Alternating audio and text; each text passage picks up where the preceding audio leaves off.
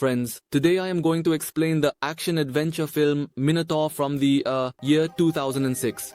The story begins with a narration that tells us that many stories were written in ancient times. Behind every deity's story lies a history that has been forgotten. In the age of gods and spirits, there was a dark kingdom in the world that worshipped its most powerful deity, a bull. As the boundaries of the empire expanded, so did their hunger, luxury, and greed. Therefore, they no longer wanted a stone god, but a living god. As a result, some misguided rulers ordered that the queen, with the help of a bull, give birth to a creature that would embody both human and god. Consequently, this creature remained in the queen's womb for 13 months. It was extremely precious, so great care was taken of it, and in order to save it at any cost, the queen's womb was cut open to bring it out. This new creature, stained with its mother's blood, was brought before the world. Everyone considered it their god, worshipped it, and the empire continued to grow. But as the creature grew larger, its hunger also continued to increase. To take revenge for the murder of the prince, heavy taxes were imposed on village Thena in the northern state. Every 3 years, soldiers would come to this village Thena and take 8 boys and girls with them to the palace. Some numbers would be sacrificed by lowering them into the well, where the Minotaur would take their lives with its brutal savagery. There was no one to challenge that beast, and now the time for the 5th sacrifice had come. Now, in the movie's beginning, we see Rohi, who never appears for no reason, which meant that he is about to come. Now, after this, the main hero tells Theo's father that they watched that movie, which meant that those soldiers are coming. Topney father tells him that he doesn't know how many more sacrifices will be needed for that, but his father says there are many things that he can never understand, to which Theo replies, "But I want to understand." But his father, who is the headman, says that when the time comes, you will all understand. For now, I am alive to think. Don't strain your mind too much. This time, the villagers refuse to make a sacrifice, saying they will fight against them. But the headman insists that if they do so, those people will destroy them and their village. We must listen to them, but they say that when your son makes his sacrifice, then you will know. The next day, some wolves attack their animals. Theos tries to save them, but then he sees Ruby, and when he approaches her, she tells him that Fion is alive and that her sacrifice has not been made.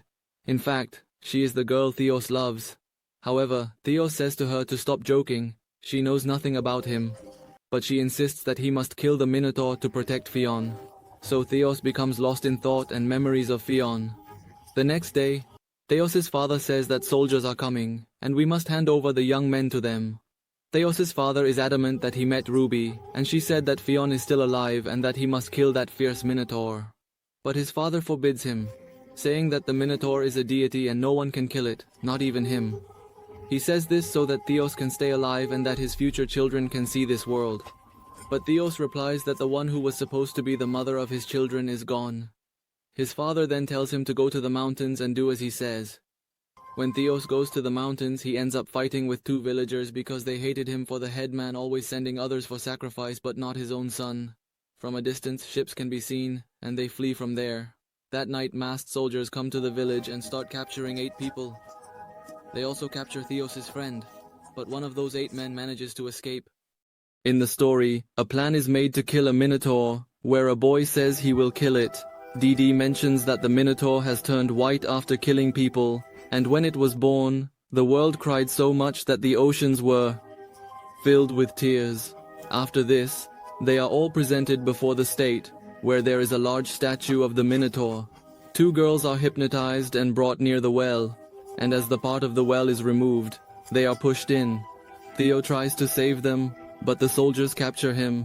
This angers the state, and the emperor orders everyone to be sacrificed together.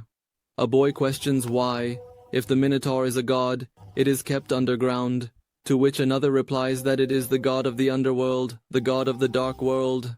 However, he claims it is not a god but an animal that can be killed, and he has come to kill it. Meanwhile, the queen tells her maid to bring Theo, as the old woman had said that Theo would definitely come here. She wonders if he will help her or not, but reminds her to keep it a secret from the emperor. After this, the maid brings Theo to the queen, where the princess tries to ensnare him in her love trap. But then Theo regains consciousness and throws her down, asking what she wants from him. She replies that she needs his help to free her from the ruthless one, and she will become his slave. After this, someone is listening, and she says that the phone is still alive. The Emperor enters her chamber and orders Theo to be captured. Theo tries to escape, but a soldier knocks him unconscious. The Emperor tells the Queen never to try to deceive him again, and if she enjoys this, he will leave servants and soldiers to deal with her. After this, Theo is hung upside down in the well, and as he is lowered, his companions try to save him, but the Emperor throws them all into the well and closes the part of the well. Terrible noises begin to emerge from the well, and the horrifying creature moves towards them.